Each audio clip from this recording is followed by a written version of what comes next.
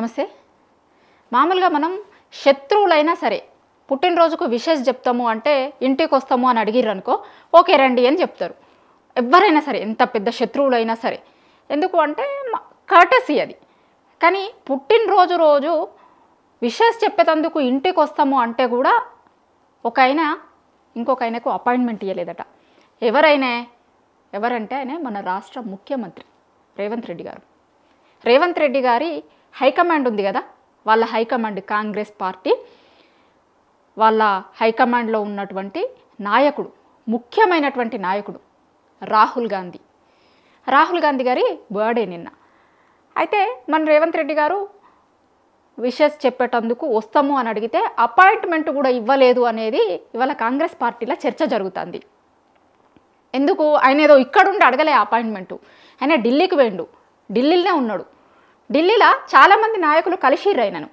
లాస్ట్కు ఎవరు అంటే చిన్న చిన్న కార్యకర్తలు ఉంటారు కదా, వాళ్ళ పార్టీలో ఉన్నటువంటి మామూలు కార్యకర్తలు, అంటే రాహుల్ గాంధీ వాళ్ళని గుర్తు కూడా పట్టకపోయి ఉండొచ్చు. అంటే పార్టీకి వాళ్ళది జాతీయ పార్టీ, చాలా రాష్ట్రాలలో వాళ్ళ పార్టీ ఉంది. ఏ రాష్ట్రం నుంచి వచ్చిర్రో ఎక్కడికి సంబంధించిన కార్యకర్తలు చాలామందిని గుర్తు కూడా పట్టరు, వచ్చేటువంటి అభిమానులను కావచ్చు కార్యకర్తల్ని. చివరికి అట్లాంటి కార్యకర్తలకు కూడా టైం ఇచ్చిర్రు, కానీ ఒక రాష్ట్ర సీఎంకి మాత్రం టైం ఇవ్వలే. అంటే ఈయన ఎంత పెద్ద తప్పు చేసి ఉంటాడు. అసలు కనీసం శత్రువులనైనా సరే వస్తాము అంటే రండి అని అంటారు, కానీ వాళ్ళ పార్టీ సీఎంను వద్దు అన్నారు అంటే ఇంకా ఏందో వాళ్ళే ఆలోచించుకోవాలి. ఇప్పుడు కాంగ్రెస్ పార్టీ అధికారంలో 3 రాష్ట్రాలలో ఉంది. 3 రాష్ట్రాలు మన తెలంగాణతో కలిపి, మన తెలంగాణలో ఉన్నటువంటి సీఎం రేవంత్ రెడ్డితో సహా వాళ్ళకు ఇంకొక 2 రాష్ట్రాలలో కాంగ్రెస్ పార్టీ అధికారంలో ఉంది. అంటే మనతో కలిపి 3 రాష్ట్రాలలో, 3 రాష్ట్రాలలోనే అధికారంలో ఉన్నారు వాళ్ళు. అట్లాంటిది ఒక రాష్ట్రానికి సంబంధించినటువంటి సీఎం కలుస్తా, మీకు విషెస్ చెప్పేందుకు వస్తా అంటే ఖచ్చితంగా వాళ్ళు రమ్మంటారు. ఎందుకంటే చాలామంది నాయకులు వాళ్ళ వీళ్ళకంటే కూడా ఆయా రాష్ట్రాలకు సంబంధించినటువంటి సీఎంలకి డెఫినెట్గా ఫస్ట్ ప్రియారిటీ ఉంటుంది, రండి అని అంటారు. కానీ మన సీఎం రేవంత్ రెడ్డి గారు మాత్రం కలుస్తాము అంటే కలవలేదట. ఇప్పుడు ఇదే చర్చ జరుగుతుంది. ఆయన ఢిల్లీ ఎందుకు పోయిందంటే రకరకాల పనుల మీద, ఏదో బనకచర్లకు సంబంధించినటువంటి ఇష్యూ మీద కొంతమంది కేంద్రంలో ఉన్నటువంటి అధికారులను మంత్రులను కలుస్తాము అని పోయిరు. పనిలో పని రాహుల్ గాంధీ గారి బర్త్డే కూడా ఉంది. సో రాహుల్ గాంధీ గారిని కలిసి విషెస్ చెప్తాడు అని పొద్దున్న నుంచి వాళ్ళకి సంబంధించిన వాళ్ళు కొంతమంది మాట్లాడారు. పొద్దుగాల ఆయన ఫోటోతోని ట్వీట్ వేసినప్పుడే చాలా మందికి డౌట్ వచ్చింది. ఆ ట్వీట్ వేసినటువంటి దాంట్లో ఉన్న ఫోటో పాత ఫోటో. ఒకవేళ నిజంగానే ఆయనకి కాన్ఫిడెంట్ ఉంటే కనుక కలిసిన తర్వాత మా నాయకునికి నేను బర్త్డే విషెస్ చెప్పినా అని ట్వీట్ వేసుకునేటోడు. పొద్దుగాల ట్వీట్ వచ్చినప్పుడే చాలా మందికి అనుమానం వచ్చింది, కలిసే అవకాశం లేదేమో, అందుకే ఫైల్ ఫోటోతోని, అంటే గతంలో దిగిన ఫోటోలు ఉంటాయి కదా, ఆ ఫోటోలతోని ట్వీట్ వేసిండు అని చాలామంది అనుకున్నారు. అనుకున్నదే జరిగింది. చివరికి వాళ్ళ పార్టీ ఎంపీ ఒక ఆయన కలిసిండు, ఆయనే ట్వీట్ వేసుకున్నాడు, ఇవాళ మా నాయకుడిని కలిసి విషెస్ చెప్పినా అని. ఆయనకున్నటువంటి ఇంపార్టెన్స్ కూడా ఈయనకి ఇవ్వలేదు. వస్తాము అంటే కూడా రావద్దని చెప్పిర్రు అంటుర్రు. కాంగ్రెస్ పార్టీలో మాట్లాడుకుంటున్నారు ఇదంతా కూడా. ఎందుకంటే ఎంత విసిగిపోయి ఉంటారు ఈయన పట్ల, ఈయన చేస్తున్న పనుల పట్ల అనేది ఈ చిన్న ఎగ్జాంపుల్ అర్థమైపోతుంది అంటారు. ఇప్పటిదాకా కూడా చాలా రోజులలో ఆయన ఢిల్లీకి పోయిండు, చాలామంది కేంద్ర మంత్రుల్ని కలిసిండు, చాలాసార్లు ప్రధానమంత్రి గారిని కలిసిరు, కానీ వాళ్ళ నాయకుడిని మాత్రం కలవలేకపోయిండు. ఇప్పటివరకు దగ్గర 50కి దగ్గర వస్తున్నట్టున్నాడు. 50 సార్లు ఢిల్లీకి పోయారు, కానీ ఇప్పటివరకు రాహుల్ గాంధీ గారి అపాయింట్మెంట్ ఇవ్వలేదు. మొన్న అంతకుముందు ఒకసారి కులగణన మీద మీటింగ్కి పోయినా అన్నాడు, రాహుల్ గాంధీని కలిసినా అని అన్నారు, కానీ వేరే రాష్ట్రాలతో కలిసిన ఫోటోలు బయటకు వచ్చినాయి, కానీ ఈయన రాలేదు. చివరికి వాళ్ళ ఇప్పుడు మన దగ్గర తెలంగాణలో పీసీసీ ప్రెసిడెంట్ ఉన్నాడు కదా మహేష్ కుమార్ గౌడ్ కూడా కలిసిన రోజు మన రేవంత్ రెడ్డి గారు ఢిల్లీలో ఉన్నారు, కానీ ఈయనకు అపాయింట్మెంట్ ఇవ్వలే, ఈయన కలవలే, ఆయన కలిసిండు. ఇక ఈ ఫోటోలు బయటకు వస్తలేవు, ఇంకొకటి అంటే అసలు ఫోటోలు బయటకు వస్తేనే మేము కలిసినట్ట అని చెప్పిర్రు చాలా. కానీ ఏమన్నా కావచ్చు, ఎట్లనన్ను ఉండొచ్చు, కానీ ఖచ్చితంగా బర్త్డే రోజు పిలుస్తారేమో, రమ్మంటారేమో, సీఎంని కదా, సీఎం హోదాలు అడిగితే కనీసం రమ్మంటారేమో అంటే నిరాశ ఎదురైందట ఆడ కూడా. ఎందుకంటే రాహుల్ గాంధీ ఇమేజ్ని డ్యామేజ్ చేసే పనులు చేసిండు రేవంత్ రెడ్డి. మన సీఎం గారు రాహుల్ గాంధీ ఇమేజ్ని డ్యామేజ్ చేసే చాలా సందర్భాలలో ఆయన అసలు సమాధానం చెప్పుకోలేకుండా ఇరికిచ్చిండు ఆయనని. ఇప్పుడు హెచ్సియు విషయంలో వాళ్ళ రాహుల్ గాంధీ గారి లైన్ ఏంటిది అనేది అందరికీ తెలుసు. కానీ మన సీఎం గారు దానికి మొత్తం టోటల్ ఆపోజిట్ వెళ్ళిపోయిండు. అదాని విషయంలో అయితే అసలు రాహుల్ గాంధీ నేషనల్ మీడియా అడిగిన చాలా క్వశ్చన్స్కి ఆన్సర్ చెప్పలేకపోయిండు. ఎందుకంటే ఒక దిక్కేమో వాళ్ళ సీఎం కాంగ్రెస్ పార్టీ అధికారంలో ఉన్న దగ్గర వాళ్ళ సీఎం ఏమో అదానితోని దోస్తాని చేస్తాడు. రాహుల్ గాంధీ గారేమో అదానిని గురించి పార్లమెంట్లో కావచ్చు బయట కావచ్చు వ్యతిరేకంగా మాట్లాడతాడు. మీరేమో ఇట్లా మాట్లాడుతున్నారు, మీ రాష్ట్రానికి సంబంధించిన సీఎం ఏమో ఆయనతో మంచిగా ఉన్నాడు, ఇది ఎట్లయితుంది, డబల్ స్టాండర్డ్ ఏంది అని రాహుల్ గాంధీని చాలాసార్లు మీడియా అడిగింది. ఆయనకు ఆన్సర్ చెప్పుకోలేకుండా పోయిండు, ఆయనని అట్లా ఇరికిచ్చిండు.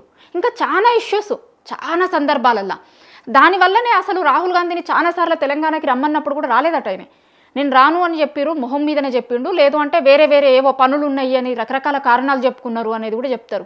ఎందుకంటే గతంలో తెలంగాణ తల్లి విగ్రహ ఆవిష్కరణ అప్పుడు పిలుస్తాము అని అన్నారు. ఇప్పుడు కొన్ని కొత్త పథకాలు లాంచ్ అవుతాయి కదా, దానికి పిలుస్తాము అన్నారు. రైతు భరోసాకి సంబంధించినటువంటి పథకం ఇనాగ్రేట్ చేసినప్పుడు పిలుస్తాము అన్నారు. ఇట్లా రకరకాల సందర్భాలు రకరకాల స్కీమ్లు ఇనాగ్రేట్ చేసినప్పుడు పిలుస్తామని చెప్పారు. కానీ చాలాసార్లు పిలిచినట్టు కూడా ఉన్నారు కానీ రాలే. చాలాసార్లు పిలిచినట్టున్నారు కానీ రాలే ఎక్కడ. ఎందుకు అంటే అట్లా కాంగ్రెస్ పార్టీ హైకమాండ్ ఏదైతే ఆలోచిస్తుందో దానికి మొత్తం రివర్స్లో అయినా పోతుండు, వాళ్ళ ఆలోచనలకు అన్నింటికీ రివర్స్లో పోతుండు. ఇది కాకుండా ఇంకా కాంగ్రెస్ పార్టీలని చాలా ఎక్కువ ఏం చెప్పుకుంటారంటే ఎంపీ ఎన్నికల విషయంలో రేవంత్ రెడ్డి గారు ఎట్లా బిహేవ్ చేసిర్రు అనే దాని మీద అసలు హైకమాండ్ మొత్తం ఆయన దగ్గర అసలు రేవంత్ రెడ్డి గారిని చూడాలంటేనే చూస్తలేరు, చూడకుండా ఉన్నారు, అసలు దగ్గర కూడా రాణిస్తలేరు అనేది కూడా మాట్లాడుతున్నారు. ఎందుకంటే బీజేపీకి లోపాయికారిగా హెల్ప్ చేసిండు అనేది ఒకటి వాళ్ళ పార్టీలోనే చాలామంది మాట్లాడుకుంటున్నారు. ఎందుకంటే ఇంకా ఎక్కువ ఎంపీ సీట్లు గెలిచే అవకాశం ఉన్నా కూడా గట్టి క్యాండిడేట్లను పెట్టక బీజేపీ గెలిచేటట్టు ఇండైరెక్ట్గా హెల్ప్ చేసిర్రు అనేది కాంగ్రెస్ పార్టీలో చాలామంది మాట్లాడుకుంటారు. అట్లాంటి రిపోర్ట్సే రాహుల్ గాంధీ గారికి కూడా ఇచ్చిర్రు. దాని తర్వాత అంతకుముందున్న ఇన్ఛార్జ్ని మార్చి ఆయన వాళ్ళ సొంత మనిషిని కూడా ఇక్కడ ఇన్ఛార్జ్గా పెట్టుకున్నారు. దాని తర్వాత కూడా ఆయనకి రకరకాల రిపోర్ట్స్ పోతూ ఉంటాయి కదా, అసలు ఇక్కడ ఏం పని జరుగుతుంది, ఎట్లా ఆయన ఇచ్చినటువంటి వాళ్ళు చెప్పిన హామీలు ఉన్నాయి. చాలా సందర్భాలలో ప్రియాంక గాంధీ గారు రాహుల్ గాంధీ గారు తెలంగాణకు వచ్చి కాంగ్రెస్ పార్టీకి ఓటేయండి, ఓటేస్తే మేము తెలంగాణలో ఇది చేస్తాము అని వాళ్ళు కొన్ని స్వయంగా వచ్చి వాళ్ళు హామీలు ఇచ్చిర్రు. అట్లాంటి హామీలు కూడా ఇప్పటివరకు చెయ్యలేదు. 1-2 పథకాలు తప్పించి ఇప్పటివరకు వాళ్ళు ఇచ్చినటువంటి హామీలు కావచ్చు, గ్యారంటీలు కావచ్చు, ఏది ఇప్పటివరకు లాంచ్ చేయలే. దగ్గర 18 నెలలు అవుతుంది.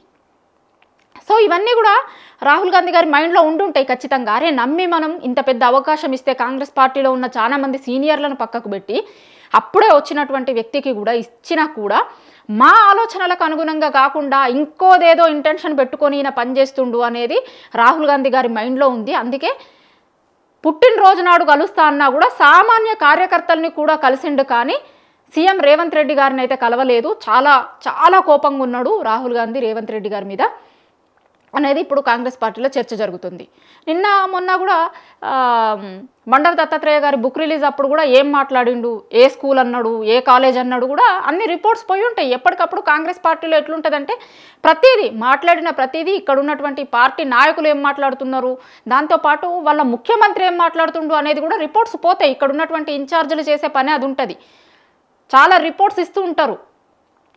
మన ముఖ్యమంత్రి ఏం చేస్తుండు, లేకపోతే మన మంత్రులు ఏం చేస్తున్నారు, మన నాయకులు ఏం చేస్తున్నారు, వీళ్ళ వల్ల తెలంగాణలో ఏమన్నా నష్టం జరుగుతుందా, ఎట్లుంటుంది అనేది హైకమాండ్కి రిపోర్ట్ ఇస్తూ ఉంటారు. ఎందుకంటే వాళ్ళు దాన్ని బట్టి ఇక్కడ తెలంగాణలో ఏం చేయాలి, ఎట్లా చేయాలి అనేది అంతా డిసైడ్ చేసుకుంటూ ఉంటారు అన్నట్టు. సో ఈ రిపోర్ట్స్ అన్నీ కూడా పోయి ఉంటాయి. మొన్న దత్తాత్రేయ గారి బుక్ రిలీజ్ ఫంక్షన్లో కూడా ఆయన ఏం మాట్లాడిండు ఏంది అనేది కూడా రిపోర్ట్స్ పోయి ఉంటాయి. ఇవన్నీ చూసిన తర్వాత అసలు మొత్తం ఆయన పార్టీ లైన్లోనే లేడు, కాంగ్రెస్ పార్టీ లైన్లోనే లేడు, అసలు కలవాల్సిన అవసరం లేదు అనేది రాహుల్ గాంధీ గారు డిసైడ్ అయిపోయి ఉంటారు. అందుకే అసలు ఆయనను పిలవలేదు. కనీసం కలుస్తా అంటే కూడా నిన్న పొద్దున్న నుంచి సాయంత్రం రాకున్నాడు. చాలా మందిని కలిసిర్రు వాళ్ళు. సరే లిమిటెడ్ మెంబర్స్నే కలిసిర్రు, లేకపోతే ఒకవేళ లిమిటెడ్ మెంబర్లను కలిసినా కూడా ఆ లిమిటెడ్ మెంబర్లలో ఈయన ఉండాలి. ఎందుకంటే ఒక రాష్ట్రానికి సీఎం, వాళ్ళకు ఉందే 3 రాష్ట్రాలు, 3 రాష్ట్రాలలోనే వాళ్ళకి సీఎంలు ఉన్నారు. చాలా తక్కువ మందిని కలిసినా కూడా ఖచ్చితంగా ఒక రాష్ట్ర ముఖ్యమంత్రి అడిగితే కనుక అపాయింట్మెంట్ ఇస్తారు. కానీ ఆ అపాయింట్మెంట్ కూడా ఇవ్వలేదు అంటే దీన్ని బట్టి అర్థమవుతుంది అసలు రాహుల్ గాంధీ గారికి రేవంత్ రెడ్డి గారికి ఎంత చెడ్డది, పార్టీ లైన్లో ఆయన లేడు అనే విషయాన్ని రాహుల్ గాంధీ ఎంత నమ్ముతుండు, పార్టీకి నష్టం చేసే పనులు చేస్తుండు అనేది రాహుల్ గాంధీ గారు డిసైడ్ అయ్యారు అని చెప్తున్నారు.